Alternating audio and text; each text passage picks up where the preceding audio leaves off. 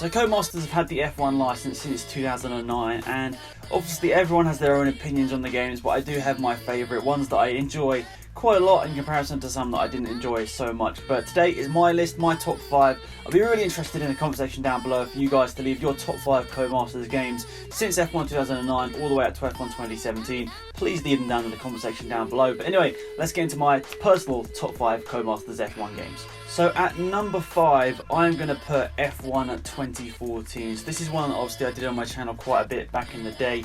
But I honestly think it was a pretty decent Formula 1 game, even though of course it did have its downfalls. This game was released in that weird period between them switching from the last generation of consoles like Xbox 360, PS3, over to the new generation of Xbox One and PlayStation 4. It was of a weird stage. Everyone thought this was going to be a next gen game when the next gen consoles were already out, and then they sort of decided to go back to the old one. I felt like I enjoyed the game. It wasn't perfect for many reasons, of course. I think they were sort of struggling with the career mode at this sort of time as well. I think they sort of had hit a stumbling block. And I think for 2015 they took out that career mode, obviously, which was quite disappointing. A lot of people really didn't like that they took out that for the 2015 game. But this was released with quite a lot of ups and downs in terms of ratings. I think a lot of people didn't really like this game. As I said, I personally enjoyed it, but looking at sort of the reception of this, it sort of scored around 60 out of 100, 5 out of 10. Some companies did like it. It got 4 out of 5 from Hardcore Gamer. But yeah, in general, this wasn't met with the best reception in the world. But personally, for me, I actually quite enjoyed this game.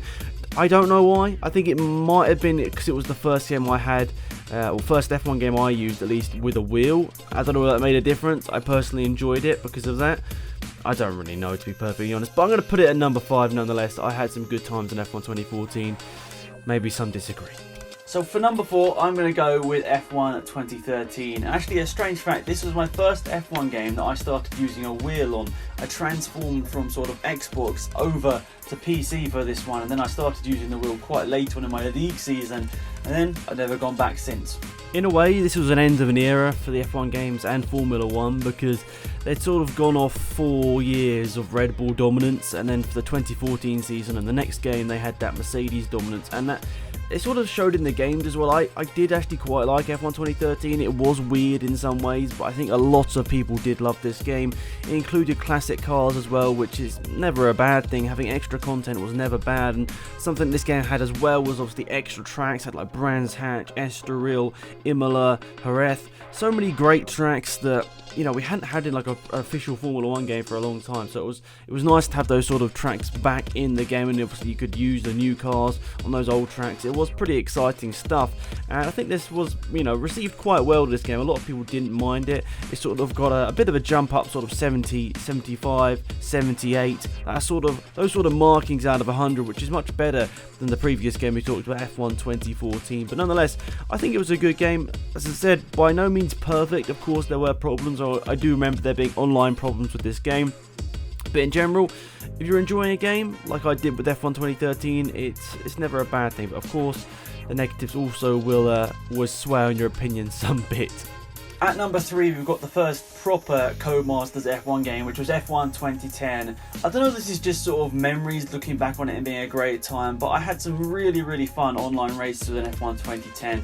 And even though the physics were quite bad in a lot of ways, and the lighting, the graphics sort of stuff weren't that amazing, it was still for me a really good game. Now, I think a lot of people might rate this game as number 1 out of all the Codemasters games just through nostalgia, just because we had so many good times on this game. I had so many amazing times on this game. But I thought it's probably best to rate these in terms of actually how good they are in terms of actual gameplay, instead of just how much I enjoyed them. I don't know. It's a really tough one. I was very tempted to put this in number 1, I'm not going to lie.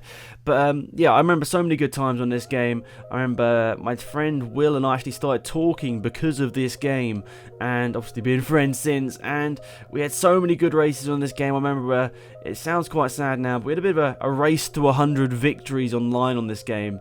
Okay, I might have been a bit better at this game than I was at the more recent Formula 1 games? I don't know, but I seem to manage to get decent online results on that game.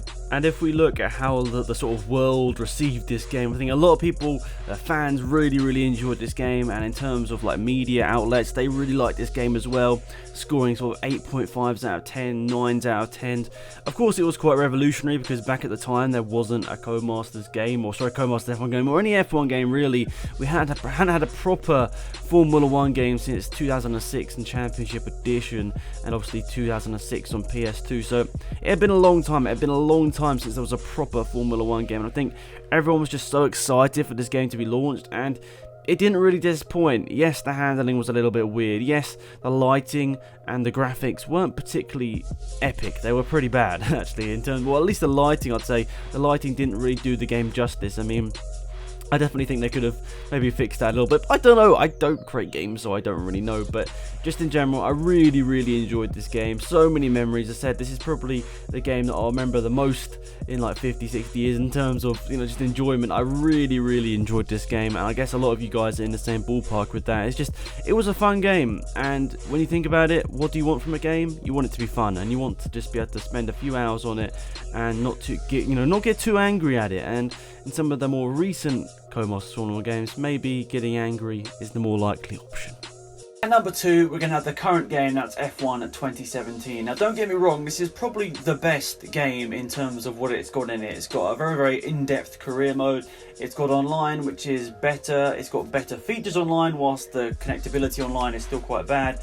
It's got its problems, let's say. It's maybe not bad or not terrible, but it's still got its problems, that's for sure. But F1 2017, in a lot of ways, is the best game in terms of the features that it has involved. Now, in terms of content, F1 2017 was probably the best game. It had the most in-depth career mode an F1 Codemasters game has ever had. It also had classic cars, new modes, and I'd say the online was probably better than the last couple of years, but that's kind of a hard thing to judge. But yeah, you can see this is an online race. This is from my league race last year, so you can be the judge to yourself if you think this is a good online or not. But in terms of the features, this probably was the best game. It was released quite late on to last year. They had made a bit of a habit to sort of do earlier and earlier releases, trying to sort of aim for that summer window, but it didn't really quite happen for F1 2017. It was August, so we're sort of getting into the latter stages of the F1 season. But it was met with some pretty decent reception in terms of the media outlets. I think it was 85%, which is what most people thought. I think the Telegraph gave it 100%, which is kind of random because there were so many good games this year. I don't think it's fair to give any game 100%, really. I mean, every game's gonna have its flaws, surely. But there were so many good things with this game, obviously with that whole single player thing being vastly improved, but the online, I think for a lot of people, still has a lot to be desired. And I think for F1 2018 onwards, they've definitely got to start focusing on that.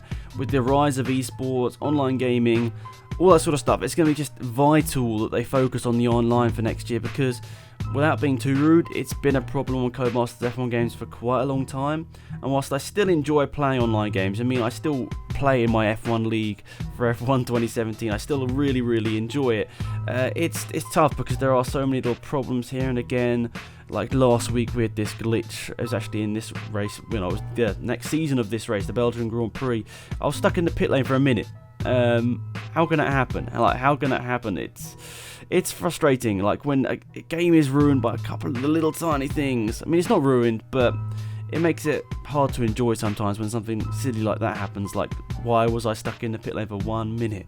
There was literally no reason for it. But as I said, I think F1 2017 was a pretty decent game. It won't go number 1 for me for a couple of reasons. I think partly the reason why number 1 is so good is because the actual season was so good in real life. 2017 was obviously decent, but there was only 2 people sort of battling for the title. I think you guys know what number 1 is already, but I'm just going to spoil it, aren't I? Yeah, you guys know what number 1 is. It's coming up right now. So now for number 1, and this is going to go to F1 at 2012. So that's my personal favourite Codemasters F1 game. That's surely going to cause a bit of controversy because everyone's going to say different things about F1 2012. But I think for me, the reason why I loved it is that there are so many teams battling for victories, like 5 or 6 teams that on any given day could be going for a race victory, which for me at least was quite exciting and part of the reason which made the game great. I really just love this game. I don't know whether it's just because it was like my favourite time on YouTube as well. It was just, everything was just going perfect, like at this sort of time. It was just really, really enjoyable. I loved this game. I loved the F1 season. It was just a really, really good time. Maybe it was just the year where I had really fond memories, so that's the reason why it's up there. Everything just seemed to be going quite well. And yeah, so yeah, F1 2012, as you can see here, this is a bit of a quick online race, but in terms of the career mode, that was a big thing about this game, which was always really interesting, because you weren't allowed to start with one of the top teams. It was Marussia, HRT, Toro Rosso, Cater and Force India and Williams. You weren't allowed to start with one of the top teams, and they also had that young drivers test, which I think worked quite well as well. I know some people didn't really enjoy that because they felt that was just a bit of a waste of time, but for me personally, I think that was a nice little sort of step into it, a bit more of a realistic step into Formula 1, not just, oh, here's a car, go and drive it. There's sort of actually like a bit of testing involved, that sort of thing. I really, really enjoyed it. I think it was really, really good. The online wasn't perfect, but I also have good memories of this as well, because this is when my first F1 sort of racing league online started, and so many, you know, great people I met through that as well. So it just made so many good memories, this game, for me, and that's why it's #1 for me. So maybe that's more of an emotional attachment. I don't really know. I said I shouldn't have really put an emotional attachment on this sort of series, but I don't know, it's so hard because I just really, really like this game. I like the physics, it just worked really well with the wheel, I think. Going back to it now, I used to play it with the controller at the time, but going back and playing it with the wheel now, it was just really good. I don't know, I can't really put my finger on it why I enjoyed this game so much, but it was good. It was really, really good. I enjoyed it. Let me know what you guys think down below. Do you think it's the best, or would you not rate it so highly? Thanks for watching, guys. Hopefully you enjoyed that video. Of course, leave your comments down below about your top 5 favourite Codemasters games. Of course, everyone's going to have a different opinion on this one. I doubt anyone's going to agree with mine. Of course, it never ends that way normally. But yeah, that's pretty much it, guys. Thank you for watching. Hopefully you enjoyed the video. Please remember to drop a like if you did enjoy it.